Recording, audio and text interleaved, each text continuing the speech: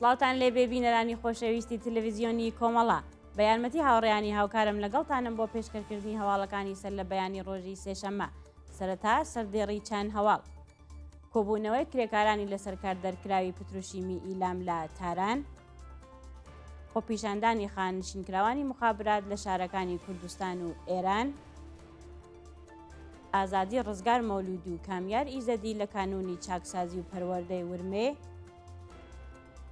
درێژەی هێرشەکانی تورکیا و گروپە جیهادیەکان بۆ سەر کۆبانێ کۆبوونەوەی خانشینکراوانی فەرهەنگی ساڵی 1402 لە تاران ناڕەزایەتی کامیۆنداران لە خوراسانی جنوبی کۆبوونەوەی کرێکارانی شارەداری لە کوت عەبدوڵای خوزستان و پەیوەستبوونی زیندانیانی سیاسی برازجان بە کارزاری نابۆ ئیعدام.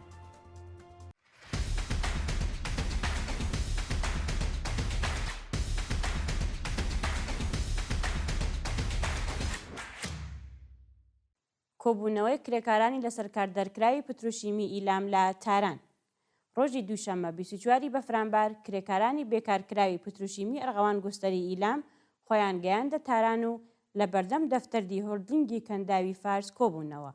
ماوەی چەند مانگە کۆمەڵێک لە کرێکارانی پتروشیمی ئەرغەوان گوستەری ئیلام بە بیانووی تەواوبوونی بەشێک لە پرۆژەکە لەسەر کار دەرکراون.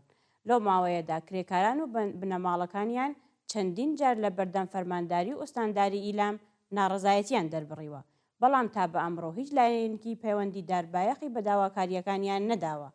ڕۆژی ڕابردوو کرێکارانی ناڕازی لە بەردەم دەفتەردی هۆڵدینگی کەنداوی فارس کۆبوونەوە و خوازیاری گەڕانەوە بۆ سەرکار و پەرداختی داخوازیەکانیان بوون.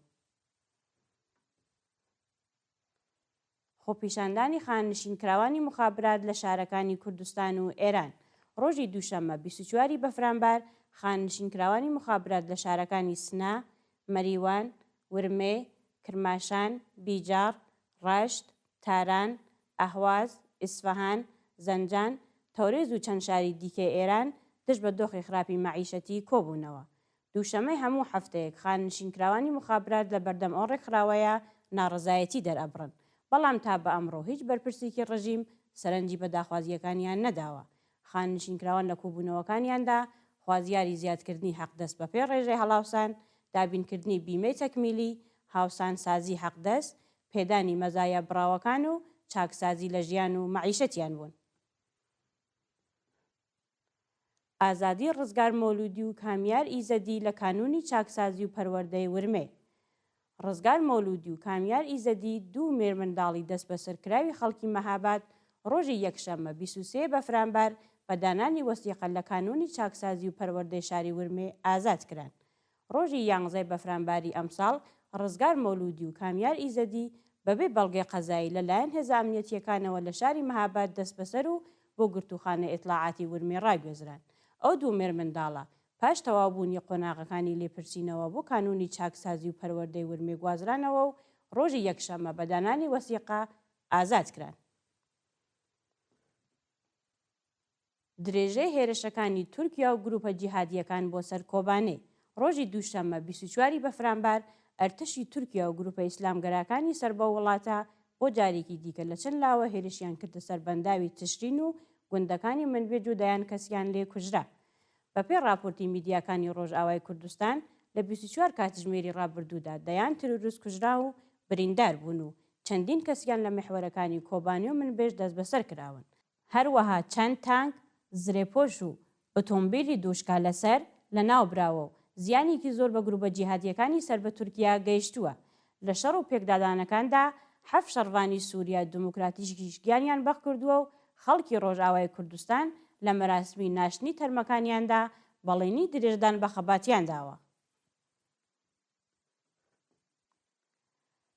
کۆبوونەوەی خانشینکراوانی فەرهەنگی ساڵی 1402 لە تاران ڕۆژی دووشەممە 24 بەفرانبار خانشینکراوانی فەرهەنگی ساڵی 1402 لە سەرانسەری ئێرانەوە خۆیان گەیاندە تاران و لە بەردەم وەزارەتی پەروەردە کۆبوونەوە.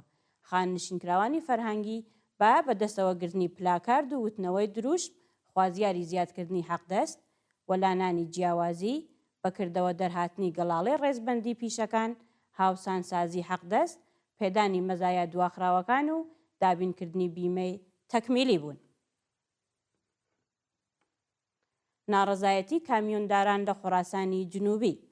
ڕۆژی دووشەممە 24 بەفرامبار کامیۆندارانی شارەکانی نێحبەندان و سەربێشەی سەر بە ئۆستانی خۆراسانی جنوبی دژ بە داخلانی کارتە سوتەمەنیەکانیان کۆبوونەوە.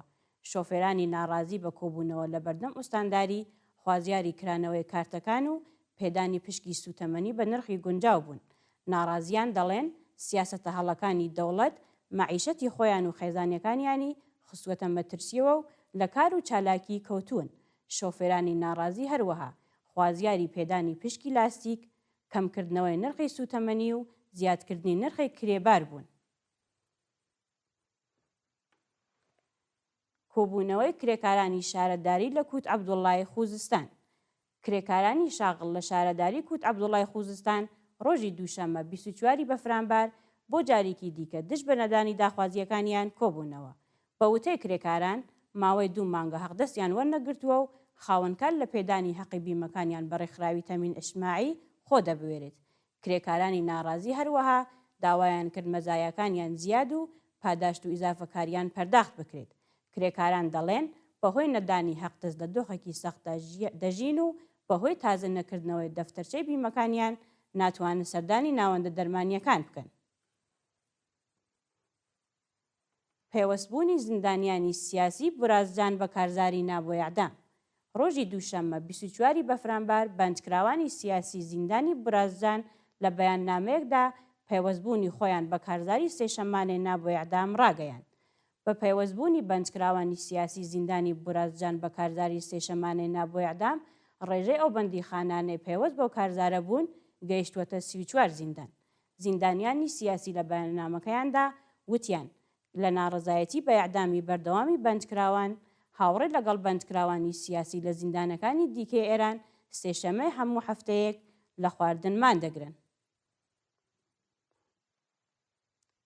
کوژرانی شارومەندێکی بەلوچ بە تەقەی هێزەکانی ڕژیم لە خاش. شەوی یەکشەممە 23 بەفرامبار شارومەندێکی بەلوچ بە ناوی عارف کوردی تەمەن 35 ساڵ بە تەقەی هێزەکانی ڕژیم لە ناوچەی جۆژەکی خاش گیانی بەخت کرد. بەپێی راپۆرتی حاڵوەش کاتژمێر 11 شەوی یەکشەممە هێزەکانی ڕژیم لە ناوچەی جۆژەک ئۆتۆمبیلی ئەو شارومەندە بەلوچەیان بەبێ ئاگادارکردنەوەی پێشوەخت داوەتە بەر دەستڕێژی گولە و لە ئەنجامی ئەو هێرشەدا عارف کوردی بە سەختی بریندار و پاشکەمێک گیانی لەدەستاوە. شەپۆلی گرانی مادە خوراکیەکان لە ئێران. بەپێی راپۆرتی ڕۆژنامەکانی ئێران نرخی مادە خوراکیەکان وەکو ڕۆن و شیرەمەنی بۆ جارێکی دیکە گران کراوە. بەپێی زانیاریەکان نرخی هەر جۆرە ڕۆنێکی خوراکی 21 لە 100 گران بووە و نرخی هەر بەستەی کەرەی 100 گرامی لە 43,000 تمەنەوە بۆ 63,000 تمەن هەڵکشاوە.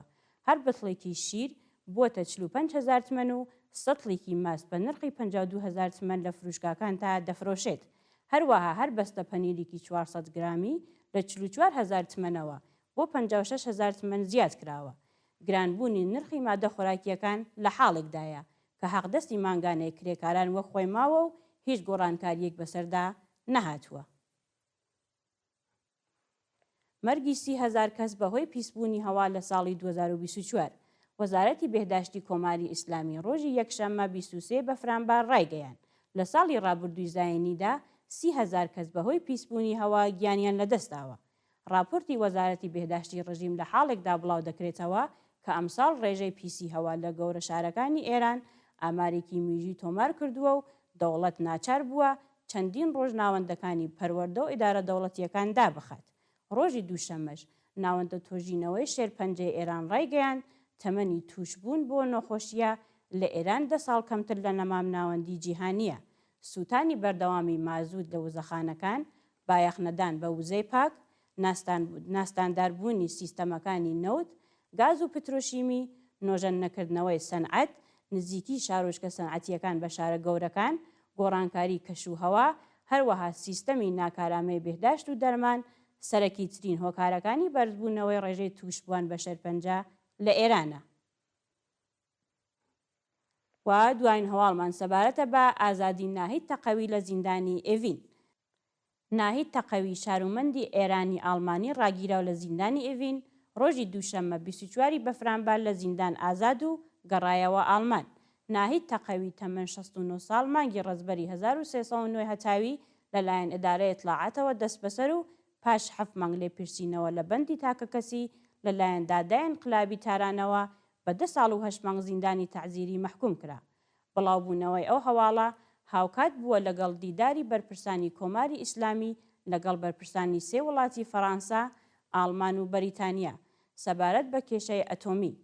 کەمکردنەوەی گەماروەکان و وتەبێژی وەزارەتی دەرەوەی کۆماری ئیسلامی ئەو هەواڵەی پشتڕاست کردووەتەوە. بەڵێ بینەرانی خۆشەویست، هەواڵەکانتان پێشکەش کرا. هەر ساد و ئاسوودە بن.